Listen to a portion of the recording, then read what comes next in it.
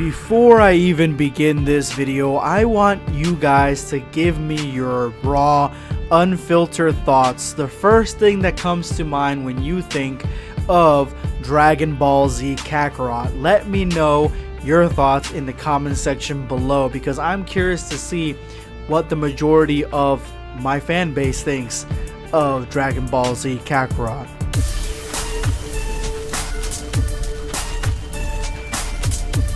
Prepare yourself, dancing. So the main gripe that I had with Dragon Ball Z Kakarot, even after seeing the gameplay, after seeing the trailers, is that we're covering the same story that we've been covering for the last 2 decades. Saiyan Saga to Buu Saga, we're covering the exact same thing. And I was extremely worried that this was the case, and it happened to be the case because we've done this so many times before that it's extremely repetitive. Even though we're getting a shiny new coat on a actually pretty decent story, it still feels like a meh experience when you have other titles coming out that are brand new.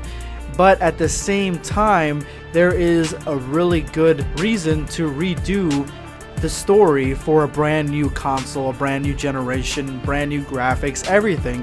And that is because we are in the beginning of getting a brand new generation into Dragon Ball. So a brand new generation that hasn't played the previous Dragon Ball games are not going to care to play this one, because this is going to be their first experience. And as far as I've seen, the gameplay, the map, everything looks really crisp. It's got that Dragon Ball Fighters feel to it. And so I could see that as being a huge positive, and I was really blasted away when I first saw the trailer. I thought it was really good, even though that main gripe is still there. But in this video, I want to focus on the fact that honestly, we could have gotten something a lot better when it came to what arc we were looking at for this game. At least something that could have been shown to us that would have basically put it over the top, that would have sold this game a little bit better than showing us Saiyan Saga stuff. And that is Broly. The first fight, the first gameplay demo, the first trailer should have been this engine, this game showing us what it can do when it came to Dragon Ball Super Broly. It should have been Goku versus Broly. It should have been that fight.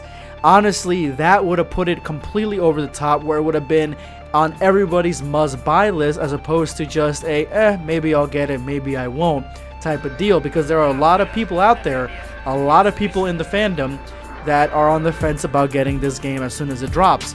I'm gonna get it because I want to see what they can do with this story, with an entirely new gameplay mechanic and new shiny cover on it. But I still think that if they would have gone with the Dragon Ball Super route, and if anything just would have showed us at least Dragon Ball Super Broly gameplay, that would have really pushed everybody into wanting to buy this game from the very beginning. Now, of course, we could be getting this game in the Dragon Ball Super realm for the second iteration, like Dragon Ball Super Kakarot or something along those lines, but still, I think they missed a huge opportunity.